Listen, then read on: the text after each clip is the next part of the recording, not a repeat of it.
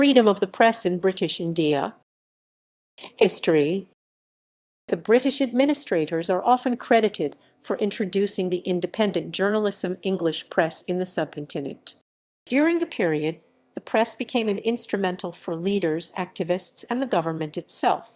James Augustus Hickey, also referred to as Father of Indian Press, a British citizen known for introducing first newspaper during the reign, and hence India's Press Foundation, was originally led by the British administration despite the self-censorship by the imperialism. Hickey wrote articles independently on corruption and other scandals without naming the officials. To avoid lawsuits, he used multiple nicknames while referring to the authorities throughout his articles. In 1807, Hickey's Bengal Gazette was seized by the authorities for publishing anti-government articles. The history of the press in pre- and modern India is covered by a book titled War Over Words, Censorship in India, 1930–1960 by Divika Setha. It was published by the Cambridge University Press in 2019. Censorship on press. During the reign, administration was claimed to have involved in direct and self-censorship, leading some newspapers to stop publishing articles after licenses were revoked. Prior to the Indian Rebellion of 1857, the press was actively involved in independence movement and in demonstration coverages, leading the government to get involved in self-censorship on the press freedom. Later, Lord Lytton enacted Gagging Act to control the publications in the subcontinent, and while it compelled every newspaper, particularly English-language publications, the media organizations had to apply for a license upon ensuring nothing was written against the government. The Gagging Act didn't affect the media, and it continued working until the new measures were taken. During the 1870s, the regional newspapers, including Amrita Bazar Patrika, published vernacular language, were also involved in encouraging people against the rule. Amrita Bazar Patrika, 1868's Bengali weekly newspaper, caught government attention after it published about Indigo revolt. In the 1880s, the government formulated several new laws following the role of the press in freedom movement and later the government. However, after formation of the Indian National Congress, the government enacted numerous sections in 1898, such as Section 565, 124, and 153 of the Indian Penal Code. The government later enacted 4 new laws, comprised a comprehensive set of rules for media organizations. Among those were the Newspapers Incitement to Offences Act 1908, the Prevention of Seditious Meetings Act 1911, the Indian Press Act 1910, the Criminal Law Amendment Act 1908, and the Secrets Act 1903. The Press Act 1910 impacted almost all newspapers. It is believed around 1,000 publications were prosecuted under the Act, and government collected 500,000 of securities and forfeitures from the papers during the period of first 5 years the Act was enacted. Several journalists and publications, including the Amrita Bazar Patrika, were charged under sedition law for publishing anti-government articles. In the later period, the Press Emergency Act 1931 was actively exercised amid satyagraha, a nonviolent resistance or press advocacy rally the masses against the British rule. Following the Salt March, the Act played significantly in Bombay, Uttar Pradesh, Bengal, Madras, Delhi, and Punjab for British administration to maintain a self-censorship on speech, public communication, or other information on such material was considered objectionable. It is claimed the rule was involved in propaganda, while international news was also filtered. In November 1939, the authorities restricted newspapers from writing about the hunger strikes, which were held by prisoners across the country. The editors later raised concerns regarding the freedom of expression and safeguard of the press. The All India Newspapers Editors' Conference also emerged during the period. It demanded the government to lift the restrictions on the press. In 1941, Mahatma Gandhi criticized the authorities for restricting media, citing in the name of the war effort, all expression of opinion is effectively suppressed. Despite varieties of criticism, the government continued to prohibit the press. The government subsequently asked the Hitavada newspaper to reveal the name of its reporter. The authorities also conducted investigations at the office of Hindustan Times.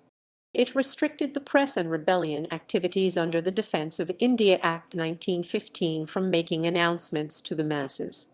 It also extended imprisonment to 5 years, while the Official Secrets Act was passed to provide death sentence to those involved in anti-government editorials. In 1942, following the Quit India movement, the press was instructed not cover any news about political parties.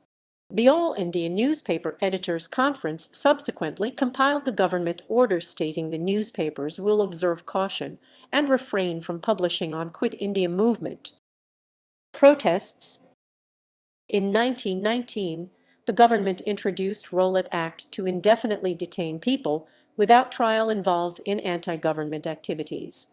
The act was also designed to restrict writing, speech, and movements carried out amid civil disobedience policies. The Rowlatt resulted in hundreds of killings. Major newspapers. In 1780, James Augustus Hickey launched Hickey's Bengal Gazette in Kolkata, which was later banned in 1872, following the anti-government editorials. In the later period, more newspaper and journals were launched, such as the Bengal Journal, the Bombay Herald, the Calcutta Chronicle and General Advertiser, and Madras Courier. The subcontinent saw numerous publications such as Samachar Sudhavarashan, Payam-e-Azadi Sultan ul-Akbar, and Doorbeen. All newspapers played significant role in Indian independence movement, while numerous publications, including Payam-e-Azadi, were banned or seized by the government over spreading information which was considered objectionable. Journalists arrested. The British Indian journalists experienced difficult situation due to comprehensive set of rules. Gangadhar Tilak was the founder of two newspapers such as Kesari and Maratha. He used to run the both to criticize the rule and also defended Shivaji VI when government declared him mad. Later government arrested Tilak and charged him with sedition.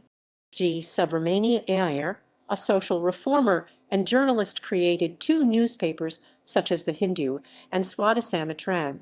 He used to encourage Tamils through his writings to participate in the resistance movement. The government arrested and charged him with defamation law, leading him to serve in jail. During the 1910s, a Malayalam publication and journalist Swadeshab Himani Ramakrishna Pillai used to write for a journal owned by Vakam Mulavi. Pillai was actively involved in writing against P. Rajagopalachari, and later he was arrested and displaced by the government, leading him to spend his last days in Tirunelveli, Tamil Nadu. Underground press. During the period of British rule and resistance movement, the freedom activists and leaders illegally shared information through secret radio messages and cyclist-styled sheets, and also graffitied on the walls. Some underground publications were working secretly after authorities imposed restrictions on major publications. Major coverages. During the period of British rule, the local media covered major events in newspapers and magazines. The regional language newspapers wrote on numerous subjects, such as speeches of Gandhi, freedom activists, leaders, including the speeches of Indian National Congress and the trial of Bhagat Singh were the main topics, among others. Major newspapers and magazines were banned following the Quit India movement, Purna Swaraj and Salt March.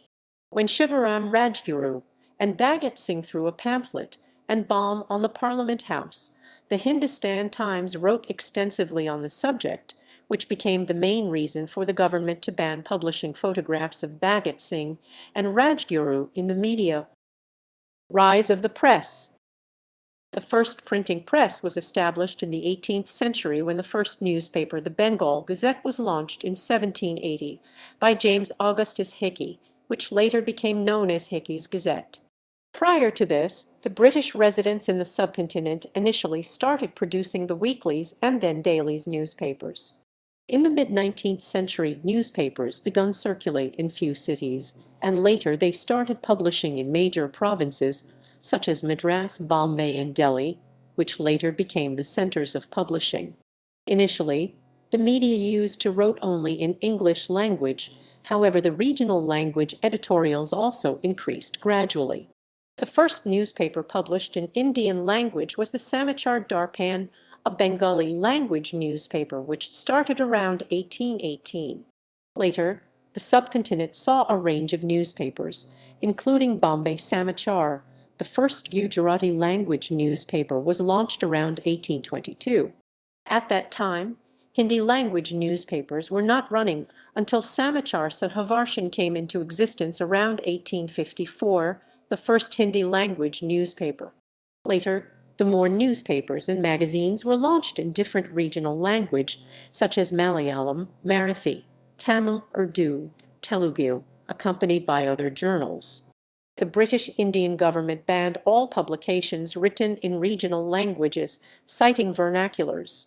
It is believed political leaders, reformers, and underground resistance groups produced numerous newspapers and magazines following the Indian Rebellion of 1857.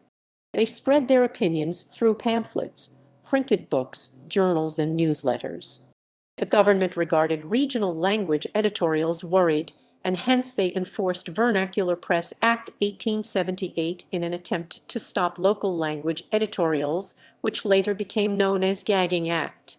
In 1909, Newspaper Act was introduced before the Indian Press Act 1910 was brought into effect, designed to add had all features of Vernacular Press Act 1878. Books. Sethai, Divika 2019. War Over Words, Censorship in India, 1930-1960. Cambridge University Press. p. 325. ISBN 978-1-1084-84-4. Retrieved 20 July 2020.